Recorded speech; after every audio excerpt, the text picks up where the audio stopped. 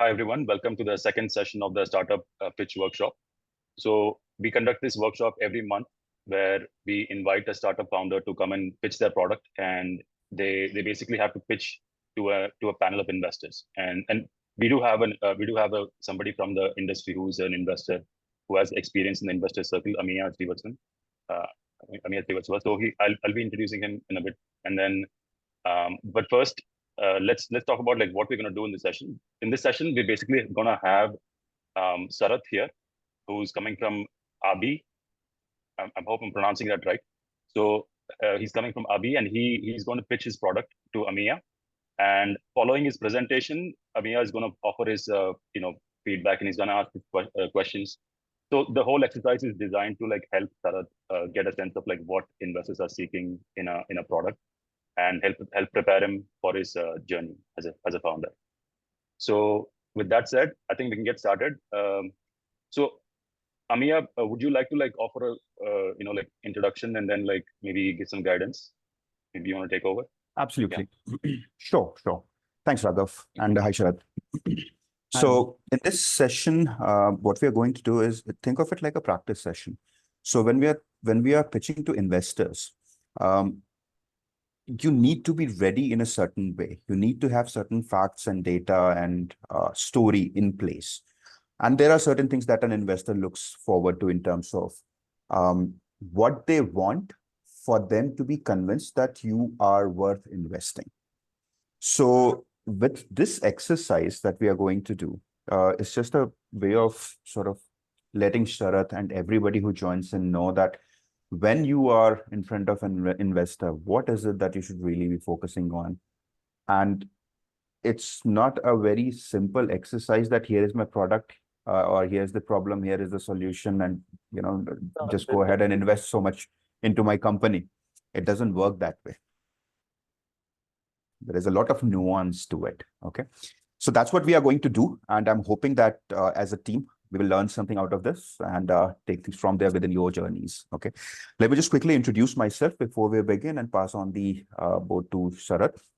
So like I think Raghav introduced, my name is Amiya, and I've been exposed to a lot of different things, from consulting to product management for companies like Cisco and Amazon. I've been an entrepreneur for about 3 years now. I have a successful business that I'm running. I have been an angel investor for about 8 years now. And recently we have started a micro VC firm called iEartha Capital.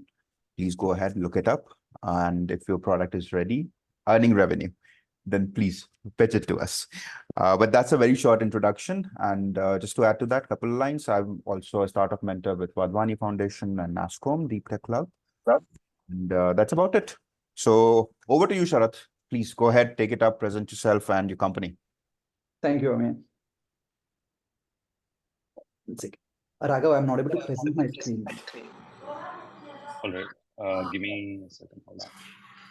And if I may request the audience to please put yourself on mute if you're not talking, that will be great. I think you should be able to now. Yeah, thank you. One second.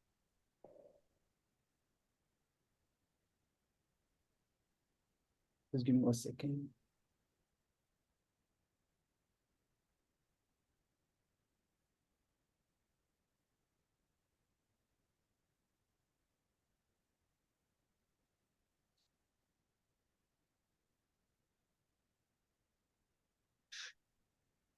Okay, hi everyone. First of all, a very good morning and thank you for the opportunity. I hope everyone can see my screen, right? Yes. Yeah, thank you. So I'm here to pitch about a platform called AABEE, which we are a fractional real estate investment platform, right? So before I get more deep into my platform, I just want to give you a few set of examples which made us, get into this kind of a platform, or why are we building and all that, right? So I'll start with 3 to 4 examples, ideally, because these are 3 to 4 problem statements which we are majorly concerned about and why we have built this, right? So I'll start with one of such examples. The one example I'm going to start up with, what if a layman wants to invest or wants to invest in something which would give them a long-term, goal, which will solve their long-term problems, or you can say with low volatility kind of a thing, and with returns, right? So we have very few options. So I'll give you an example of a person. His name is Krishna, right? So I know this person from last almost a decade. Now he's working in one of my friends, what you call that, a small time store. You can say that they sell some few food grains. This guy is a really hardworking guy and working almost for 12 hours a day, right? So what he would earn is, if it's a high good day, right, if the sales are really well, he would earn somewhere close to 3-4 thousand. And if it's a day where there is no sales or something, he would earn somewhere close to 1K. Now this guy should invest, right, somewhere. See, they should invest, and he's a layman. He understand terms really low. Now what he would do is, rather than going to a bank, because the bank gives you 4 to 5% of investment returns, so what he used to do is, he would always invest in some kind of a chits, right? He would, because that's a day to day, right? They would come to the shop, they would collect the money from the person and they do everything. Okay, they'll give you such a service, so that this set of people would ideally invest in chits for this future of his son or his daughter, right? So when he kept investing around this for almost 10 years, and when he invested, and there is a day where the chit has never turned out well, right? And there was an issue with the chit company, and they have entirely closed it off. So it's a problem statement is that this guy has invested all his earnings, and he has a very bad kind of a, he had never got the returns as well, right? And the fun fact is, his son is also working in the same store now, right? So there's one of the problem statements we have came across. And the second problem statement is, which is a very contradictory, I'll take it, right? I'm gonna tell you about a person who is a son, who is a grandson, who is a nephew, okay, of a ex-chief minister of Andhra Pradesh, okay? He himself is one of our leading stars of Tollywood, okay, Telugu industry. Now, he has bought a property, right? He has bought a property which is around 25 crores from a person. When the seller is selling this, he has mentioned that this property is in some debt, okay? So they have got pledged in some other bank. Now they got it unpledged, and the star has bought the property. Now, when he bought the property, everything looks very good, right? But after 3 to 4 months, there's 3 more banks which popped up saying, hey, we already have this property pledged to us as well. Now you should pay us back the money or give us back the property. And this case has been running in the courts. This is the official data. This particular thing is running in court for almost last 20 years, and the verdict is given in favor of the banks. Now, either the star should lose all his 25 crores, which having so much of power and everything, influence as well. He should lose the money what he have invested, or else he should again reappeal. Now he has picked up the second one. He has reappealed. There are the 2 cases. And coming to the third case, right? The third case is a duo who is coming from a very middle class background. Both of them are working in a startup, right? They are working in one is working in a startup, and one is working in an MNC, right? And they are earning really well. Their package is somewhere close to 24 to 35 lakhs, 36 lakhs, right? So one has invested all his amount on a bank loan. He has taken 20% as a bank loan. He bought a property worth 1 crore, and he got another 80 lakhs as a loan, right? With 10% as a fixed EMI, right? Rather than calling it EMI, the loan, right? For the loan, interest is 10%. So they have taken a loan. And when they have taken a loan, right, the other person, what he has done is, he's been investing the same amount. He's staying in a rental home. His rent is somewhere close to 20,000, and the remaining he's started investing on his own investment models, right? So what happens to this? I'll say you the end of the story later of all this. I'll say you, all right? So these are the 3 examples why we have built this particular platform. I'll take you through what we are doing, how we are doing, right? Now coming to the first problem, right? The problem basically what we are doing, what AABEE is here for. We are going to democratize. We are here to democratize the real estate investment. Now, what is democratizing? All right. So democratize as in, see, for example, if you are a person who is having, let's say 1 lakh, 2 lakhs, and you want to invest in some real estate, is it feasible? I mean, if it's a Bangalore, you should ideally be investing at least 1 to CR, right? So now what we are going to do is, we are going to divide this 1 crore worth land or a 2 crores worth land property into 100 different pieces, right? We would give you an opportunity to invest as small as 1 lakh at a time, all right? Now, when you invest 1 lakh, we would offer you with a prefixed returns as well. That I'll going to explain you with the further parts of this story. All right. So as I already mentioned, this is a largely the bigger problem statement is this. For example, if millennials, 84% of millennials or Gen Zs, when they really want to invest in real estate, right? There are a few things which would ideally be the first barriers, we can say. One is high price. The second thing is would be the lengthy process. Now, if you take the average time it will take for a person to see a property till he owns it, it will take another almost of 2 months of time to own it. So there's a lot of lengthy process. Again, don't forget, we used to follow the same process and you're selling as well. All right.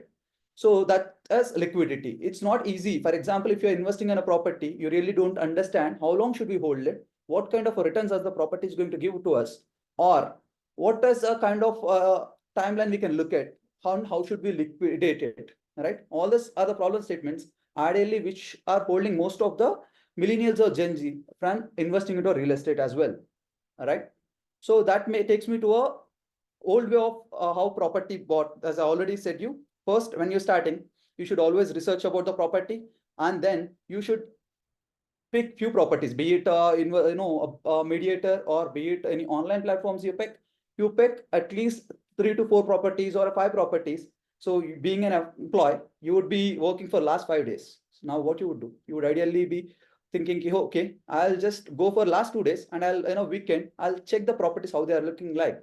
Now you will go for 1 weekend, 2 weekend, 3 weekends, right? You need to keep all this entire time. And coming to Amiya, if you're from Bangalore, traffic like, with the traffic like Bangalore, you should be going through all this process and pick a property. Finally, let's first say it went well and you picked a property. Now, once you pick a property, you should go through due diligence. Now, when I'm talking about due diligence, the example I gave you, right? One of the stars, having with so much of everything, after doing every legal check, all right, there might be still something, all right, because of the case. I can say one quote that, in India, there are 1 crore 10 lakh cases as per legal department census of India. There are 1 crore 10 lakh legal cases, which are civil cases pending in India so far. All right. These are because of the legalities and the issues. People would say, okay, fine, I have pledged somewhere, but how can we make sure whether it's pledged in a place? Because ECs are showing that it is pledged at a place, but ideally it has been pledged in two, three places, right? So this is the legal checks. Even after going through all the legal checks, let's say you have done really well with your legal checks, you have checked all the documents thoroughly, and then all your investment, you have a term amount of 20 lakhs. Now you want to buy a property of 1 crore. Now you should go to a lender, find a lender, do all the process, right? And again, complete the lender's due diligence as well and wait for an approval. Okay. And then you got an approval, you are accepted, right? Everything went well and you have paid your down payment as well. Now you have got your property. Great. I've got a property now. Oh, my problem is solved, right? No, not yet. You have just got a property. Now you need to again worry about how am I going to take care of the property? See, if I'm renting it for someone, obviously I need to get something out of it, right? I should be renting it to someone. Now, when I rent it, is the guy who I'm going to rent it to, is he going to take good care of it? Am I sure that he's going to take good care of all the property and everything? Is it not going to be damaged in any ways? No, I should be worried about it again, right? So I should be worried about a property management as well again, right? Now, okay, even let's hope that, this went really well as well. The tenant was so good, right? So he has taken a good care of the property as well. Now, in that case, there is some emergency which is raised up. Now you are thinking, okay, I bought this property 4 years ago. Now I want to get rid of the property and make some good returns. Okay, great. Now again, you're going to go from bottom till the top. Again, you go through the entire process almost. You look for a seller, mediator, or someone who would get you a seller. Again, he goes through the entire process. So you should wait for the entire process to be done and then you sell the property to liquidate, right? So this is the actual process which is being followed, right, in India right now. Now, what are the solutions we are offering? Great. So as I already mentioned, I'll pick a property. First, we'll pick a property which is a fraction, let's first say a property worth 2 CR. And then we divide that property into 100 or 200 small pieces where people would ideally be investing. Okay. Our investment size, we have taken price 50,000 rupees. 50,000 is the basic investment you can make. You can go through all the legal checks. We would be providing you with all the legal documents. Entire due diligence will be carried out by a very professional team of legals and a chartered accounts team, which would carry out this entire legal due diligence, checking with the banks and everything, right? And then when you are investing 50,000 rupees, now let's suppose you have a capital of 2-3 lakhs rupees. Now you don't need to invest all of it in one property.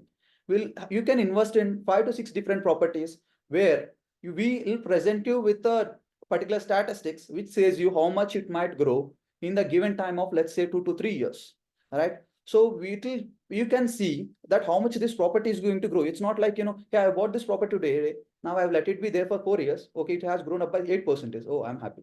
No, that's not how it works. What we are going to do is, we are gonna give you a clear projection of how this is going to grow, right? From, let's suppose you have bought it at 100 rupees. Okay, how this is going to go to 140 rupees or a 150 rupees in a given time frame. What are the factors that is going to affect it, right? That is one thing, right? So fractional investment, which is like you can keep at least as 50,000 rupees, and then you can diversify your portfolio to 5 to 6 properties according to your risk appetite, right? Sometimes you can say it's a 40%, or sometimes it says, okay, 10% only. So there is no volatility. So depending on your risk appetite, you can diversify your portfolio. And the third thing is, when you invest, if let's suppose there are some kind of properties which would ideally give you returns, right? So you can have a passive income of returns as well. All right. So these are the solutions we are providing right now. Now, why now?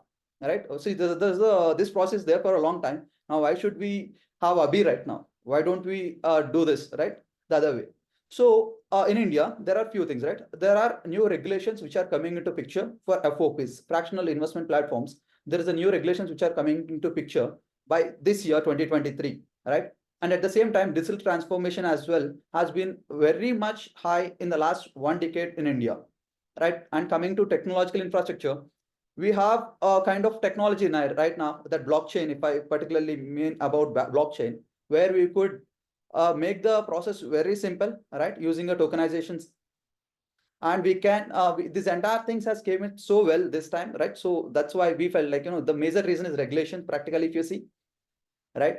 And coming to product where we are, so we have already had this basic brainstorming, and the product has been cleared, right? We have created our architectural phase is already done. Now we are in a phase of building a product. So basically we are building a team right now, and we are expecting the product to be launched in the next 6 months. So we already have the product concept. We have clear projection of visual representation of what we need to do, how we are building the product and everything. So we are ideally building a team right now. We are in a phase of building a team. Once we are done the building a team by next 15-20 days, which is before June 15th is our deadlines. So once we are done with it, the next 6 months would be the timeline where we are looking at launching a product. All right. And this take me to how it works again.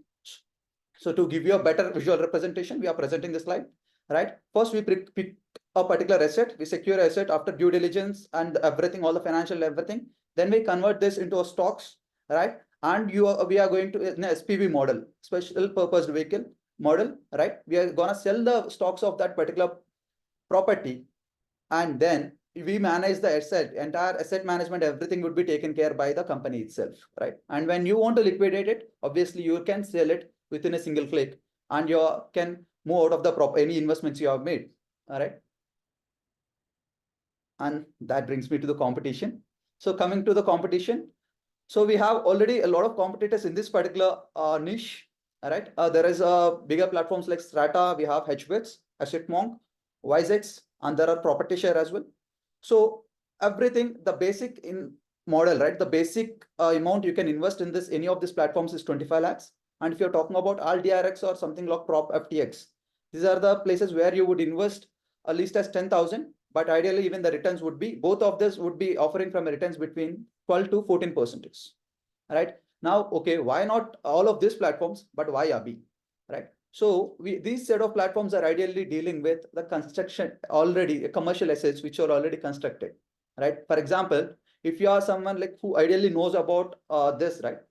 A constructed property, if a seller is selling a property, if a builder is selling a property, a developer is selling a property, they would sell at a price, not about the price, what it is the market price or something, but ideally there'll be always a prefixed price, which is set by the builders, right? But if it is a land, that ideally you would be buying it by a sake of what is the market value, what is the government value, and you have few terms which you would buy prefixed, right? So this you would follow. And coming to that point, the appreciation would be always higher on land comparative to the already built up properties, right? So this is the reason why AABEE is very particular about picking the properties. Now, ideally, the initial phase, we are going to deal more with lands, not with the constructed sites or already offices or buildings which is already done, but we would pick up residential properties or lands, ideally the lands, right? Again, the returns would be comparatively higher on land side if you compare it with the built up properties. So that's a major reason why I'm picking it. And the entry cost would also be way too less. The entry cost we are looking at is 50,000. So when it is going to the other platforms, it would be somewhere close to 25 lakhs. So this is an example why you can invest in AABEE. So ideally, this is a hard asset. So I see if you are investing in something which is stable, right? It's a hard asset. There's no kind of, it might be draw down your capital a bit, but hardly, let's say 5% or 6%, but it's not going to draw down your capital of 50% or 60%. At the same time, it can give you the hedge around the inflations, right? It give you a good yield of returns as well, right? The volatility is low, and it can build up your equity as well. For example, if I bought a 1 square yard this month, let's first say my investment is 50,000 every month or a 25,000. I bought a piece of it this month. Now you can keep buying pieces of it, like for let's first say next 1 year of cycle, you can build up your equity as well, right? And you have the leverage over here that, right, any point of given time you have the leverage and you can liquidate it as well, right? You have all the upside of this and the tax advantage. When you are investing in any startup or something, you always have the tax advantage as well. All right. So these are the reasons why someone should invest in AABEE. Coming to market size, we have taken up a market size of urban India, as we are not able to mention the market size of already built up areas. We have taken up only the urban area, which is right now being traded in India, right? The urban India has almost 81 lakh acres of India. Now in the urban area, if you are taking up 0.1% as our size of where we can, let's say we have taken only top 7 cities. Out of top 7 cities, the last year, the traded amount by real estate developers itself is 3,000 acres, which is 30,000 crores in valuation. Now, for the next 5 years of time, even if we are taking up 0.1% as our target market, where we would be able to address, right?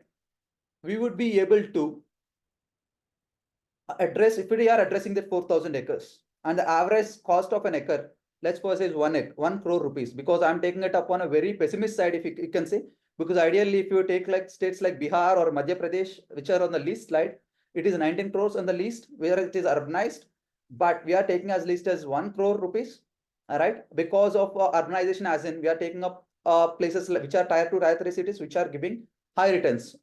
For example, again, I can give you a good example of Visakhapatnam, which is a part of Andhra Pradesh, which is constant in giving around 40% is returns in the last 3 years, right? So we are taking up, even if it's a Hyderabad, let's say Hyderabad, there is places which has given, and I'm not going to give, generally giving you this information. It is based on the sources of Modern Intelligence, and IBEF has done few surveys, and depending on that, I'm giving you the information, right? Which has given you somewhere close to 80% growth in the last 10 years.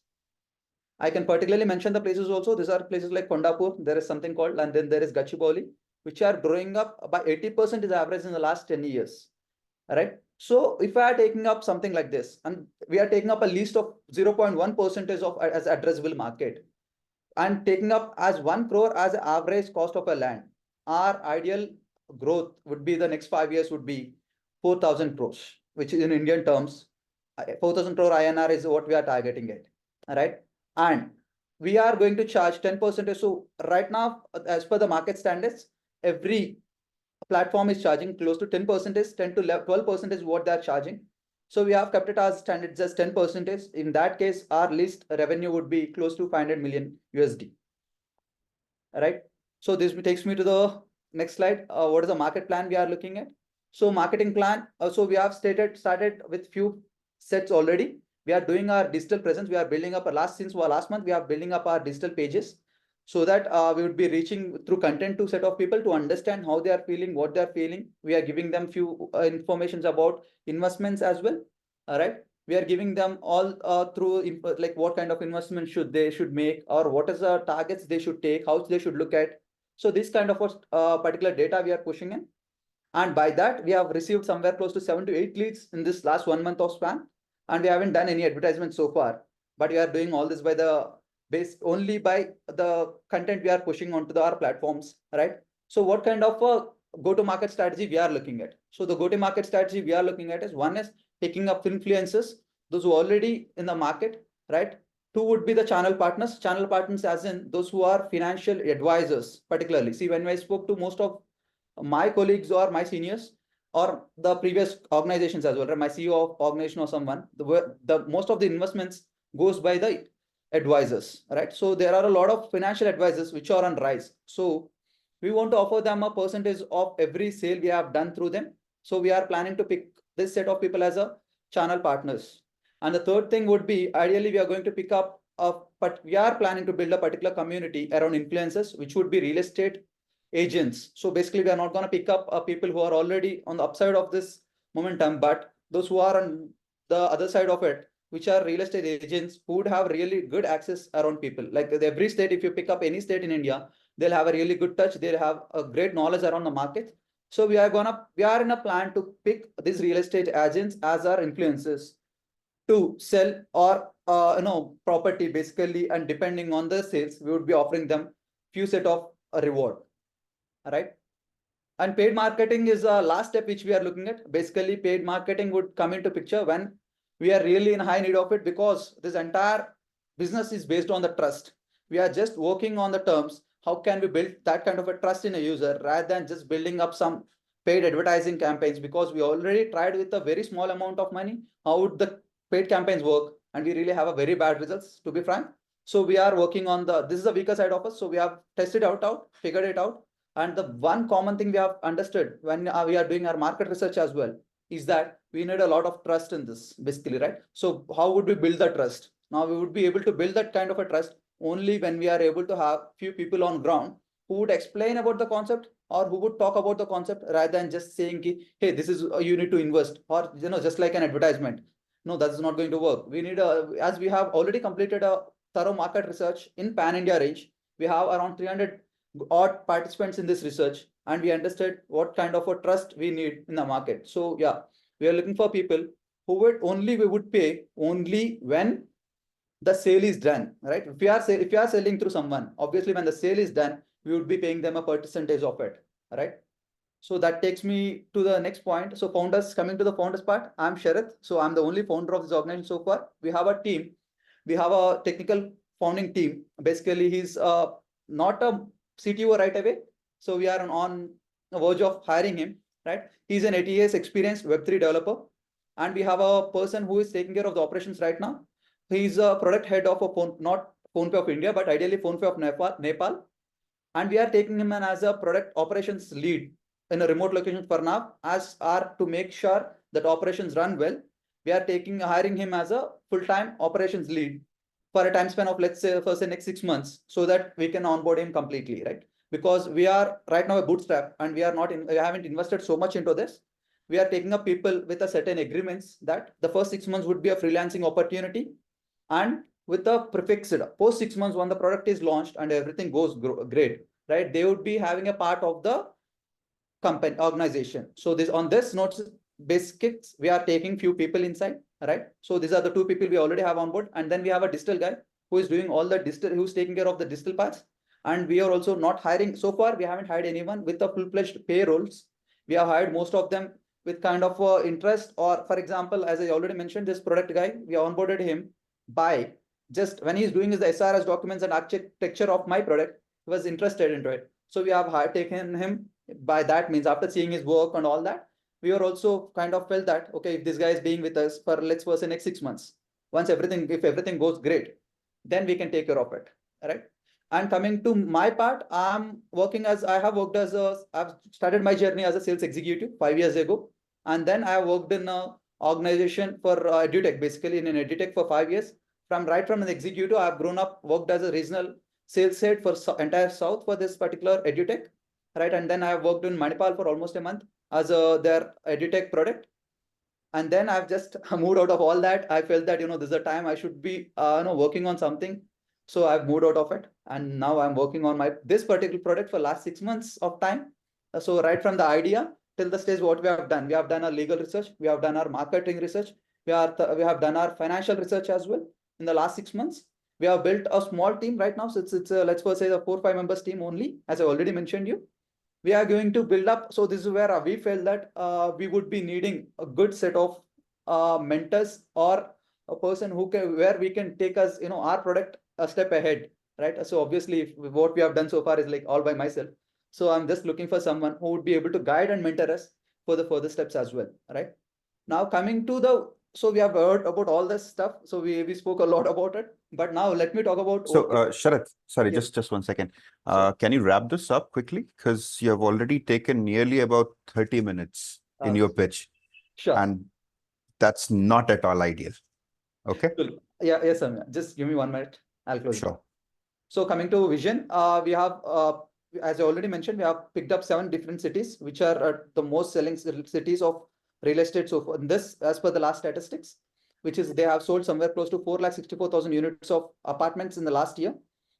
This again, the census by IBEF, we are picking up, right? So we want to be a part of this 7 cities. We want to sell our fractional stage starting with this 7 cities. Post that, moving to the further steps is what we are looking at.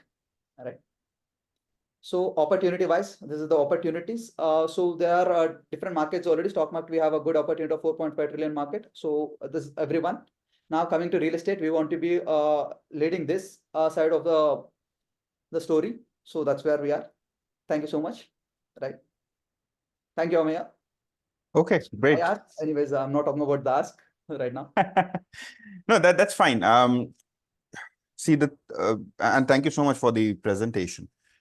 So it is quite evident that you come from a sales background. You love to talk. Okay, let's take it from the top. Okay. Yes. Let's just talk about your background and the time that you took to make your pitch. Okay. Yeah. So when you're in an investor meeting, what is the objective? Why are you here? It is for you to hear your thoughts and tell them about your product, your value propositions, etc., etc. If in a 1 hour meeting, you are consuming more than half an hour, okay, then you're really not leaving the other person any opportunity to even share their thoughts. Okay. Right? So you have to be very cognizant of the allocation of time that you do. It can't be that, see, if you've got a 2-hour meeting, sure, take half an hour, but keep it at a quarter, not more than that. Sure. You have to sort of make sure that the person you're presenting to, they have an opportunity to talk. Sure. If they don't get that opportunity, you will never be able to gauge any person's interest. See, right now, if I have to talk to you, I can probably talk to you for about an hour and give you a lot of different points, but I only have about 25 minutes left.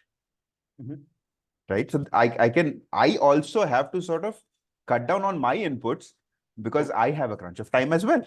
Yes. Right? So be very cognizant of that. And sort of that goes for everybody and every pitch. Keep it to 25% of the duration of time that you have. Sure. If the other person has given you 15 minutes to talk, then do not talk for more than 3-4 minutes. You have to be that crisp about your entire business. Okay. Now let's go back to your presentation. If you can just share your screen again, and let's go to the problem statement first up. Yes. Or to the first slide, or second slide rather, table of content, I think. Why do you have a table of content in a presentation? So we thought of presenting like we have kind of structurized it, we have it. So structure is for you. Yeah. For so what is relevant to you does not mean it's relevant for me. Yes. Okay. Agreed. So when I am looking at your presentation, this is an external slide. If I'm looking at 30 slides in a presentation, then I'm already like, this guy doesn't know how to put it crisply. Okay. So see, the value in an investor pitch is that you have to be very succinct, very crisp about what you are presenting. You can't have 10 slides talking about the same subject. You took a lot of time talking about a lot of different things, but it was all very repetitive. I'm not even sure if you realized it, but it was very repetitive. Yeah. And I'm sorry if I'm being too blunt, but that's what I'm here to do, to give you a perspective that I have. You talk to someone else, they might have a different perspective, but based on my experience, biases, and these are the perspectives that I have. So I make an earnest attempt to share them with you. Okay. So that's the first thing. Now, okay, mission, vision, these are very confusing for founders. So please make sure you sort of research about it. So democratizing it, right? What do you want to identify it? Is there a pivot that you could potentially have later on? Yes. So what is it that you want it to be? It's a mission or a vision? Okay, up to you. I'm not saying that you can't have it as a mission, certainly, but between mission and vision, be very sure what is it that you want to do. Yeah. Okay, because your vision slide was blank. Vision was, no, there is a vision. We have Go actually for it. kept it blank for a reason that we have present only one step of it. There's a 4 steps vision we have looked at. So we have presented only by one step. We want to go take it that way. Right. So right now, see, again, that it's one of those things that you're talking way too far into the future. Right. So when I'm looking for an investment, I'm looking for an investment right now. Yes. Whenever you present to an investor, they're looking for an investment right then. Yes. They are looking to figure out that how do I get something out of this in the next 2 years? If you give me a 5-year, so you gave me a 5-year revenue projection. I'm not even sure I want to stay remain invested in your company for 5 years. True. So Amiya, I can give you. So what we have done is we already have a 24 months revenue projection as well, but we thought 5 would make sense. So we have a clear point of no, it does not. It does not. See, the reason is very simple. When you are making a presentation, the objective is to get an investment right now and showcase the value that you're going to add in the next 12 months to 18 months. Okay. Because the underlying assumption to all of this is that right now, let's say you are raising a seed round or a pre-seed round or whatever it is, then you will have a certain runway. You will have a certain operational cost, right? Yeah.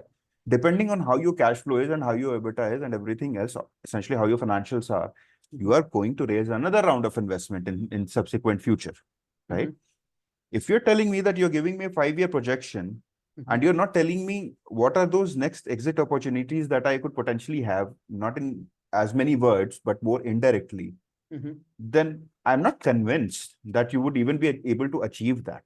For example, let's just say that if you tell me that in the next 1 year, this is the kind of revenue I'm looking at. 2 years, this is the kind of revenue I'm looking at. This particular round of investment is going to give me a runway of say 12 to 18 months. Then at 18 months time frame, I'm looking for a say a seed stage or a pre-series A or whatever. Right? That gives me a better understanding of what is it that you're exactly aiming for, how much revenue is it that you can potentially land up with, and what could potentially be an exit opportunity for me. So 18 months down the line, let's say you go for a pre-series A, and then in another 18 months, let's say you go for a series A. So I am looking at a 36-month window to say that I could potentially get an exit. Right? Yeah. So at this stage, very early stage, the important thing is that the investors are looking for exit. Yeah. These are not your so-called patient investors who would remain invested in your company for 10 years. These are not institutional investors. These are not the people who are going to invest 100 CR amount. These are the investors who are going to spend 5 lakh, 10 lakh, 25 lakhs, etc., etc. And they want a return on investment. Yes. Right. So they will want an exit in 2 years, 3 years time frame, depending on what their thesis is individual. Yeah. Okay. So 5 years is too far. Keep it short. Keep it very close. Give them a 2-year window. Keep your 2, 3, 4, 5 years ready. I'm not saying don't keep it ready. I'm saying that when you're presenting, make sure that the other person can see immediately what is it in what's in it for them. Okay, actually, it's already a lengthy presentation. We haven't presented the 24 months, 36 months timelines also. So we have our financials structure. I'll come to your lengthy presentation. See, that's your biggest problem right now. That's what I said. I want to give you more feedback, but I only have 20 more minutes left. Right. So, okay, move on to the problem statement. Yes. So you gave me 3 examples, right? At the beginning of your presentation. Yes. Now, in your problem statement, where do you see those examples? Where do you see a litigation example? Okay. I get it. Right? Where you spoke about a salaried person, etc., etc. Where do you see this problem statement in your problem statement? So the third example is concerned for the liquidity, basically. Okay, on the returns or the yeah. Right. So when you're trying to give a presentation, right, keep it very close to what you're writing as well. Okay. So when you say low liquidity, So low liquidity of what? Capital invested in a real estate portfolio is not easily accessible. Accessible or available. I have low liquidity. Yeah. Right. But what you've written is not easily accessible. That means I can't get money yep. for it. Yeah. Okay. So they are different things. It's not the same thing. Agree. Right. So I couldn't relate to what you said in your examples and what you've written in your problem statement. Okay. Right. One part is sure, I agree. High upfront price, lengthy process, all of these things are sure there. But your problem state or the narratives that you gave, the stories that you gave, they did not relate to it as much because you focus more on the problem, on the litigation problem or the legal and compliance and sort of not having enough bank balance to be able to invest in the first place. True. Yeah, the high price basically is what I've given the first example. So sure. So I'm just saying all your examples, all your examples need to associate with what you are writing. Sure. Okay. Now, let's just take the high price. Okay, high price, lengthy process, low liquidity. Go to the next slide, please. 1 second. Yeah. Your slides are not visible. 1 second. There's some issue. I think Raghav became the host. Sorry, again. yeah, I had to reclaim the host to moderate the session. But yeah, you can host. Yeah. Now we can say it, right? Yes, yes. Okay, so think about it this way. You have mentioned about a problem, right? This is your story. Yeah. Your old way to buy a property. You don't need to write it. Okay. There are some things you talk. There are some things you write. Present. Yeah. Okay. So this is all, and most of the people, the investors that you're seeing, understand the persona of an investor. Okay. They are the kind of people who have money. True. Right? Or they're working with people who have money. Yeah. Okay. So the assumption, if you make that they already probably have a house or they've been involved in a process, is rather safe to make. Yeah. Sure, I'm not saying 100% is true, but say 75%, 80%. And you can do a quick check. Are you aware that of the process that is followed currently to buy a property? Right? Yeah. Now, once you do that, this slide is irrelevant, and everything that you spoke about is not adding value to the conversation. Okay. If I already have a property. I'm already well aware of what it takes. You've already set the context in your stories. Yeah. So everything that you spoke about, good about 3, 4, 5 minutes, that was irrelevant. Okay. Now, moving on to the next slide. Okay. Now you spoke about the legal issues. Okay. And you are talking about a lot of different things here. See, fractional investing, sure, high prices, fractional investing. Okay. Yeah. Now, low liquidity, how is this is attended here? So low liquidity, when you are investing fractional, right? You would be able to, in fact, sell the property as well in the moment you on a single click, basically. That's the idea. It's a form of Understood. share. So you have to sort of understand who is your target market first. Okay. And let's just take an example. Let's just say to buy a property right now, let's say a 2 BHK, it takes me about 50 lakh rupees, for example, a decent one. Okay. Even in a standalone building, not in a community or a society, etc. Let's just say it takes me 50 lakh rupees. Yeah. Okay. I can make a down payment of say 5 lakh rupees out of it. True. Okay. Bank can give me a loan for the rest of the amount, for example. Yes. Okay.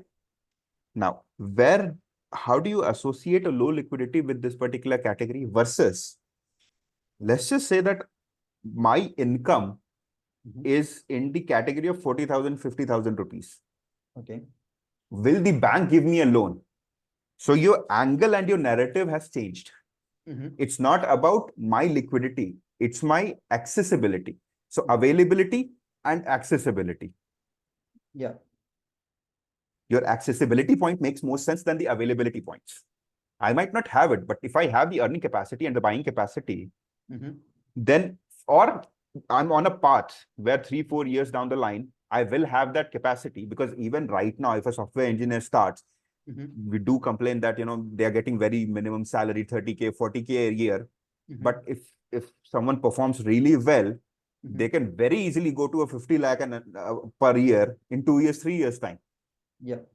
There's no bar to it, right? Yes. So and that's the way banks see it as well. True. So, I just want to give you one particular Sure. point here.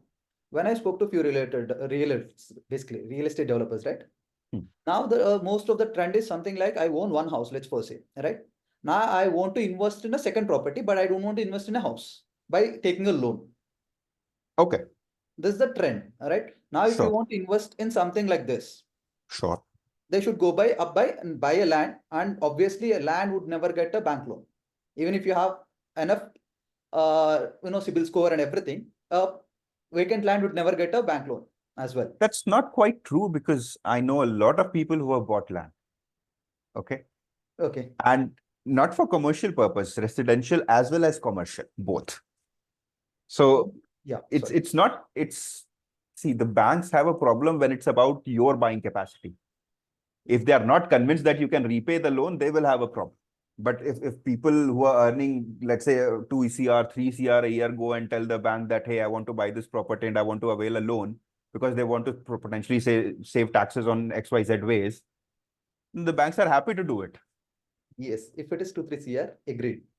But if So anything there between are, 2 lakhs, no, I get it. I get it. Yeah.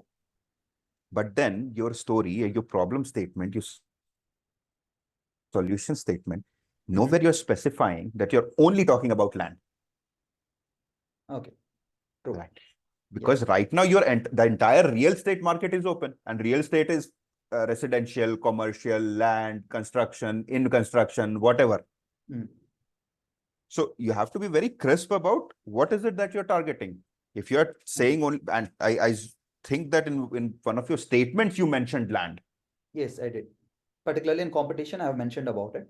Exactly. So, but otherwise, nowhere it's written that you're only talking about land. True. So Yeah. first talk about that we are only talking about land. Okay, Good. because then when you were talking about it, the first example, first thought process that I had was, why would I invest in you? I have REITs. Yeah. Why would I not go there? You are saying 12 to 14% return. That's really good return. True. So, and you said 12 to 14% return, but how Mhm. much is it that you are willing to commit? You did not give any number, Yeah. right? And talk about any instrument that is available in the market. Mhm. Even for an investor, an IRR of 10%, 15% is considered good, Yes. right? True. So, not exceptional, but good. Sure. Okay. So if you want to sort of downplay a 12, 14% return, you really have to be something amazing. And that takes me to the second question that I have with respect to, say, problem solution, and all of those things are good. Yeah. But So the answer for how your much, question. Aji? Go ahead. So we are building one particular algorithm where we are trying to forecast the prices of the land, basically. So this is one thing which we don't have so far. But anyways, we are trying to have, because of the data, there is a bit of delay. So the first thing we are going to do is we are trying to build that kind of an algorithm. Then we are going to go ahead with the product. See, the problem with predicting the price of land is, and I can give you several examples, personal examples as well, Yes. right? When I bought my first property, it was in an area where hardly anything was there. Around me, there was all this, kacha roads and whatnot, and hardly one or two buildings and whatnot. Okay. Yeah. 10 years down the line, that area is completely built. Exactly. Okay. Hmm. So at that point of time, predicting the property price versus predicting it 10 years down the line, they are completely different. It totally depends on the development that's happening in that particular area. But the problem is the appreciation value is not the same in 2 pin codes away. Happens. So Exactly. in this, there is a few particular pointers which would ideally giving us the inputs. If you take up few particular inputs, right, we would be able to forecast even if it's in like as you mentioned, underdeveloped area to development area. How is this happening and the cycles by So taking? you have to talk about those inputs, Yes. because right now there is no niche to it. Okay. What are those two inputs that you're talking about? So if you're talking about, let's first say we have taken examples of, recent examples I have taken. That is, one is Mumbai, we have taken, right? And we want to take up one particular village from Andhra Pradesh, right? Okay. So we are trying to understand what kind of a development, on what basis the development is happening, what kind of a government announcements, is there any particular government announcements which is growing up, right? For example, let's first in Mumbai, there is one bridge recently built, right? That Varadi is built. Okay. So Right. what happened? It is announced in 2014, but the actual construction has started in 2016 and then it is launched in 2024. But by the time it is actually started, there is a hike of price around this particular area. There is a good hike of price in land, right? So we are taking few examples of it, and we are trying to understand which kind of examples are actually making sense for a model. So we are in the process of it. Like, we are working on this for last 1.5 month, right? So we are I'll understanding give what you, are the major impacts that is creating. Is there any announcements along, or else all this stuff, right? So we are working on it basically. okay, so think about the operations that you have to run in this. Okay. Yeah. Let's take another example. Mumbai is a very hot real estate area. True. But let's just take another example. You have heard of Gift City, I'm sure, right? In Yes. Gujarat. Yes. Now, the next to it is another very high ambition smart city concept called Dholera Yes. that they wanted to develop. True. Right? And a lot of this Amravati and whatnot, right? So all of these have been there in place. Yes. Go to the property right now. When it was first announced, check the property prices. Yeah. It went up, went down, because nothing really happened. That there was nothing on ground. True. Right? Yes. So if I have to follow your model, then I'm actually buying when the hike is there. Yes. But if nothing happens on ground, my property prices are going to come crashing down. So this is the exact reason, Amiya. What we'll do is, we'll buy when it is high, ideally. As a customer, we tend to buy when it is announced. True, when it is officially announced. But as I already mentioned, this particular model of bridge has actually been announced in 2014. And the prices went up only post 2016. Our thought process is, what if we would buy before that, not after the entire hike is happened? See, my point is that no matter when you buy after the announcement, Okay. if the execution doesn't happen, if the results don't show, Yes. then it won't matter. True. See, the point is that even if you buy it right after an announcement, you will probably have it at a better price. The value will still grow. Okay. Over a period of time, it will certainly become expensive. Yes. But the return, how would you keep up even with a 12%, 14% return? Okay. I'm a bit confused. Like, why not? Think about, okay, so let's just take an example. Mhm. You buy a property. Well, so I'm sorry, man. I don't have a lot of time to get into the details right now. Sure. I have only 4 minutes left. I have a very hard stop at 12 o'clock. But think about it this way. Mhm. The exponential growth is where your value will lie. Yes. In the appreciation of the property. True. Okay.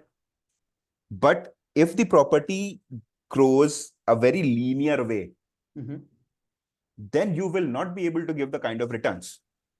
True. Right? So what I'm saying is that no matter when you buy after the announcement, when the announcement is made, after the work starts, at the end of the day, when the work is done, that's when, or it's showing that it is going to get done, there is a clear line of sight. That's when the actual hike happens. Yes. So if that process is not there, and I've given you a couple of examples, I'm sure you're well aware of them. Amravati is a clear example in your neighborhood. True. Right? So then the return on investment is not going to be there. So, Amiya, let's take Amravati, okay? Sorry, I'm taking more of your time. In Amravati, I know so it's very close to me, right? So I know about it. Ideally, the land cost used to be 10 lakhs. Now, today, if nothing happened, okay, let's suppose nothing has happened over there, still the land cost over there is around 90 lakhs to 1 CR. Okay. Okay, right? So what will happen is the basic growth. There is a basic real estate growth. Basically, my family is in real estate already. So the basic growth would be 8 to 10%, which is very constant. If I see in Andhra, Telangana, right? As well. Agreed. right? So what happened is this, when it went to 10 lakhs to 1 CR, even if you are buying it, let's suppose we bought it at a premium of 40 lakhs, right? In the next 4 years or 5 years, we would be able to give that kind of a returns is what we are looking at right now. So you're looking at 8 to 10%, right? Yeah. And you gave me an example where say where you challenge 12 to 14%. No, 8%. How come it is safe? Let's suppose say you have bought it 40 lakhs. Now the land cost is Sure. 1 CR, right? In 4 years, let's suppose say we have taken 5 years, even if everything goes worse. So you are talking about the value doing 2x in 4 years, 5 years, Yes. right? How many areas does it happen in? I can take You're a good taking a very, example. very niche example, a very explicit example. I can give Typically, you it does not happen that way. No. So I'll take an example. One of the towns in Andhra Pradesh, right? There is Okay. a town in Andhra Pradesh called Eluru, my hometown. Okay. The land cost used to be 1,600 rupees per square yard in 2008 exactly. Now we are buying at 60,000 rupees per square yard at the same place, 15 years down the line. Right. So I get it. I get it. I'm not saying that it's not going up. The only thing that I'm saying is that the challenge that you made to a 12 to 14% return. Yes. That I don't know how you're going to keep up. Okay. Yes. That's where the problem is. Yeah. Now, So we have that question already. That's why we are, working on building that kind of one particular way of understanding things. Rather than saying it just by data or something else, we are trying to build a forecast based on the data we have, the few pointers which would ideally impact this kind of a growth. And then according to that, we are planning to acquire the property. right. Well, I have run out of time. I have a hard stop. There are quite a few inputs that I had. But then maybe I'll just, put it in the group or something and you can have a look for yourself. But I have to stop now. Okay. But thank you. Thank you so much for your time and making this presentation. There are a lot of things that you could potentially consider, especially with respect to the problems that you're focusing on and the solution that you want to present. The operational challenges related to those problems and the challenges that you're making with respect to the competition, how you're actually going to keep it up. Because my biggest fears were with respect to your commitments and the challenges that you made. Sure, this market is real estate. It is a good market anyway. But if you challenge a 14%, I don't know what's the better solution, right? Because right now the best I'm making is a 14% growth, right? Barring stock market, which is unpredictable in a lot of different ways. Yeah, I'm actually into it. So no, I get it. So that's the whole point, that at the end of the day, you sort of just have to figure out that the challenges that you're making, you didn't give me a clear line of sight in terms of how you are going to overcome it and up to what value. So if you said 14% and if you told me 15%, I said there isn't a lot of benefit upside to it. I would much rather invest in someone who's already there. If you gave me a 14% and 24%, then I would be willing to consider you. But at the same time, I would certainly want to know the exact details, how, what exactly, in the sense that your algorithm needs to be told to me to help me understand. And then if I have any questions, I would obviously challenge you, because see, at the end of the day, I am putting my money, right? Yes. So you have to sort of understand that the person who's putting their money, they would want to know everything. They would want to know what you ate. They would want to know when did you sleep. Yes. Right? But this is just to make sure that I'm putting my money at the right place where I can get a return on investment. But at the end of the day, you will be the owner of the business and you will be running it. Yes. Okay. But I need to build that confidence in you in the first place. True. Right? Yeah. Okay, sorry. I have got a hard stop, Raghav. So over to you. I'm going to drop off. And thank you so much, Sarath, for your time, and everybody else for listening in. You can reach out to me on LinkedIn if you need anything else. Sorry, but I really have to go on to the next meeting now. Okay. Thank you. All right. Thanks, guys. Thank you so much, Amiya. Yeah. Take care. Bye. All right. You can find details about Amiya's LinkedIn on the meetup link. So if you go to our meetup page there, you can see the event and you can see the LinkedIn for Amiya's contact. And thank you, Sarath, for presenting it. Thank you. And I hope you found this useful, because the whole point of it was to benefit you in your clarity about your product and also like how you pitch the presentation and things like that. I really hope you found a benefit. I think you did a great job considering where your company is at right now. And I did have pointers of my own. Like, and I had some questions. I'm not really into the industry, so maybe my questions are like too much of a like a No, completely please, new yes, question. that will be But helping. because one of the problems that you mentioned, right? Mhm. You're talking about security of the whole thing, because as an investor, where is the security? Because that is the issue that you are Oh, primarily highlighting. Now, great. when it comes to you now, Mhm. and again, I don't see any fundamental difference in what you're offering. How is that going to like be different in terms of security? Because I'm still trusting you. You mentioned that, you mentioned the problem was that True. trust is the main thing, True. and that is like exploited by certain people, and that is like harming the investors. And now, how are you going to challenge it? That is So what, yeah. let's start with the first point, right? How would the investors' money be safe, right? So whatever investors' money we are ideally, if you're talking about particularly our platform, right? Whatever the money they are investing in, they would ideally be investing on two things. One is a property, so we would be acquiring a properties, right? And the second thing would be the operations. So if you see, let's first say this thing has never worked in next 4 years, right? By the way of our presentation, what we are mentioning is at least we'll make up to 13 to 14% as we are taking 13 to 14% as lease side of it, right? So the money whatever they are investing is ideally safe because it's on a property, right? Now, end of the day, if you are exiting or if you want to exit, right, rather than saying that, see, hey, you are not able to raise money, this is not working out. Now, where the money lies in? It lies in a property. All you need to do is just make sure that the property is being sold and you can still return back the money what you are getting as an investment. But when you say fractional investment, I'm Mhm. assuming that maybe my understanding is incorrect, but I'm assuming that there is a property that Mhm. maybe like 10 to 15 people have invested in, Yes. and if one of them backs out, you cannot sell the whole place, right? So there are two, three things here. One is if you are sorry, I just, Raghav, I missed your voice in between. 10 to, Now, I was after 10 to saying, 15. no, I'm saying, like, let's say 10 to 15 people are investing in the Mhm. in the land, and Mhm. then you have the property, and suddenly, like, a couple of them want to like prematurely like withdraw their funds or whatever. Now, So how will you fund their returns? So two things are here. One is say third person can definitely invest in, and this person can exit. Okay, or else if there is, let's first say there is no one who is willing to exit. Like obviously, what we do is when you are investing, you have a prefixed timeline. Let's first say 1 year, right? You should hold up this property for at least 1 year. You don't have a chance to exit before 1 year. Okay.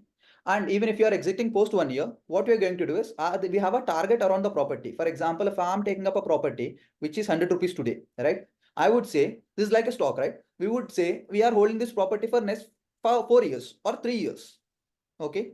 And we would exit out of this property at this given point of time, even whoever is interested or not. This is a timeline we are going to give to a investor who want to invest in. We'll say, hey, this is the 3 years, this is the returns we are looking at. Now, once we have touched our returns in the next 3 years, we will be exiting this property. If it's yes or no, doesn't matter. End of the day, you'll get your funds back and you would be able to invest in other properties as well, right? So Because go finish. we shouldn't be, sorry. No, finish what you're saying. I have a question, but you So finish. we shouldn't be holding this property beyond a given timeline. It's not like, we can hold it for 10 years and have the returns. No, that's not how it works. We want to be pretty sure that what is the timeline we are holding it and how are we going to make money out of it for an investor. This would be our primary, right? Yeah. Okay. So when you say exit, are you talking about like selling the property? Yes.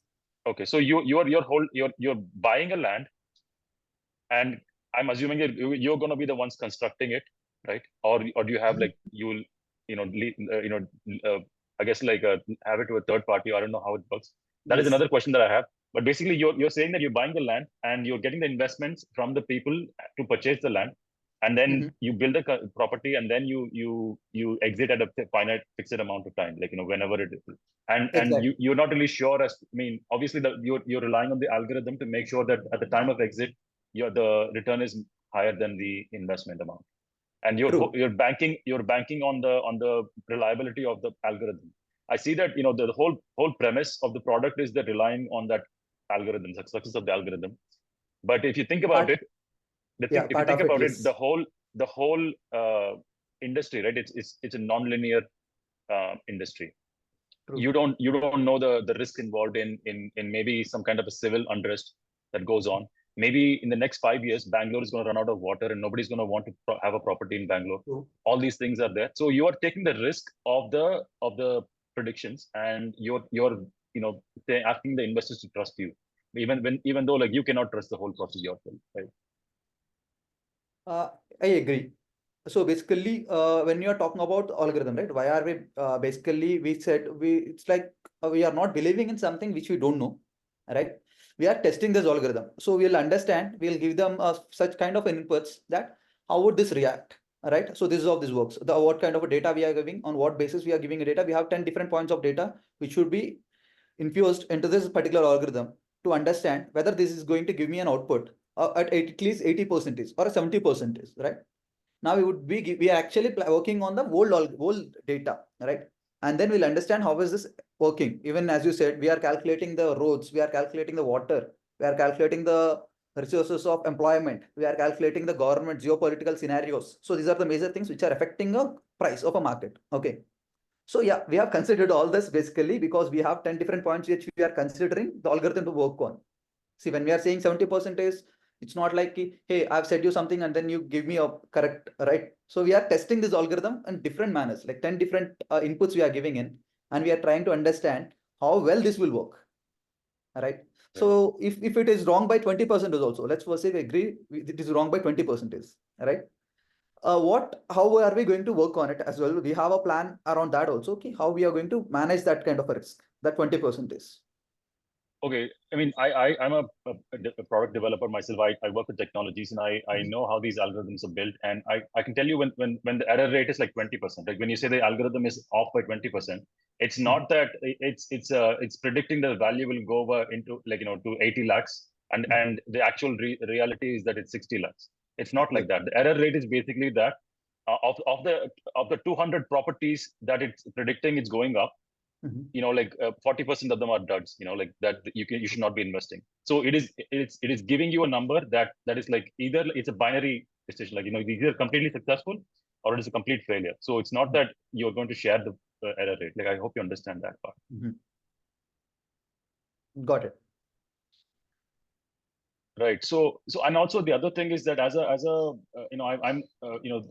like I said, I have some experience in developing these kind of algorithms, and the timeline that you've given for the 6 months, right? I would say that's an ambitious timeline for the product in terms of the UX design and the development of the other infrastructure. The algorithm itself, I would say 6 months is completely unrealistic. I mean, if you're at the stage where you mentioned that you've been working on it for the past 1.5 months. Yeah. These things take so much time to test and validate. So I really hope you have a realistic expectation as to where you will be in 6 months with the algorithm, progress. So coming to algorithm, I agree. As I already mentioned, it might definitely take time, but I don't think beyond 6 months. But anyways, let's see. So as we have taken up, as I already mentioned, we have taken up a fintech guy already, who is a product lead of one particular fintech. Okay. So yeah, we are working along with him. And the expectation is 6 months. Let's see. Hope for the like I'm not sure about this particular point, right? We saw it 6 months is a long time. No, Right? actually, it depends on what you're looking at for 6 months, right? Like if you're looking at just the product, like building an app or something, that's not a big deal. You can do that in 6 months easily. But when it comes to like building the algorithm, that is a completely different ball game. You're looking at two different products, I would say. So no, yeah. we are handling the entire product separately and this algorithm separately. Right. So because a product won't take time, product hardly takes 6 months, we are okay with, right? But our ideal thought process is more like, having it separate. Algorithm won't be given access to entire public, right? So algorithm is for internal users completely. Right. And the other thing I want to talk about is that you need to have a certain level of capital for you to withstand a certain amount of risk along the way without impacting your investors, your customers, basically, right? So you haven't really mentioned anything about like how much investments are you seeking and what is your current capital? All these things, it's unclear, right? So current capital, which I'm actually about to raise, is by debt. Okay. We are raising 1 CR in debt basically. That's by means of my own portfolio, basically, right? And this would help us to run for next 12 months. It will give us a 12 months run line. And the acquisition we are talking about, we are in talks about an acquisition of a property which is 2 CR with a basic investment of 10% of the ideal amount, right? So we have our own terms of pitching it. So we are getting a property worth 2 CR, the complete agreements and everything to be done at a cost of initial payments, right? So this would give me around 1 year minimum of a timeline. This is a timeline where I'm looking at also. Post 1 year, if we are able to, let's perceive, have sell this property to the investors, whoever want to invest in, right? Again, that would give me another 1 year of timeline, run line basically. So 2 years is the run line. What I'm looking at right now when I'm pitching it to Amiya also, this is what I was mentioning. 2 years is a timeline which I'm pretty confident about. Okay. I mean, but there is a lot of like ifs and buts there So we along the have way. Yeah. a proper what do you call that? Even from the I don't think I can present it to you, but just give me 1 second. Let me show you what we are looking at, right? So you can see my screen, right? Not right now. I think you have to share it again. Okay, now I see it. Yeah. So we have a clear understanding of where we would spend, what are the miscellaneous that might go, what are the acquisition costs that would go, what are kind of properties we are looking at for first 3 properties, and what would be the initial investment cost that would incur us, what kind of a marketing cost that would incur us. Right. We are working on most of the surplus we need or the capital cost, how much it would impact us. Right. This is just a snippet. Okay. So I'm just giving, we have a clear understanding where we would so this I understand the entrepreneurship is what we are doing is basically we have a lot of pitfalls, right? We can't say we are not going to fail, but ideally you can reduce the percentage of your failure. That's what I believe. Yeah. So we have done our legal researches. So basically the FOP's platforms are in REITs, as already Amiya mentioned, there are few platforms which are already been banned by SEBI. Now we have done a thorough legal research of 2 to 3 months. See why they are banned, what kind of legalities would impact, and we have completely documented what kind of steps we should follow. Right? We have done all this kind of a research, and we have done our financial researches as well. What if the pitfall? What if we are not able to sell only? Let's first say on the very worst note, you are selling only 1 property. How would we still run for next 2 years? Is the thought process. Right?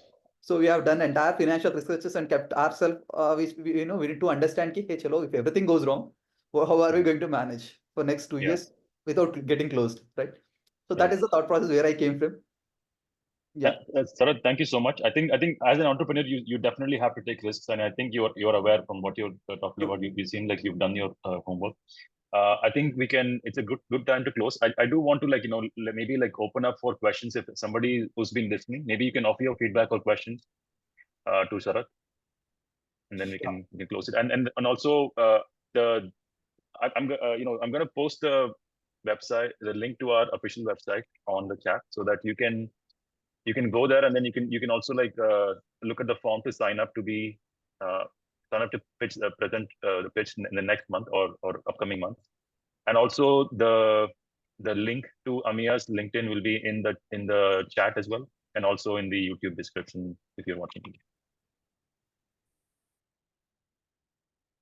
Thank you, Raghav. Thank you for the time. Yeah. If anyone having questions, please.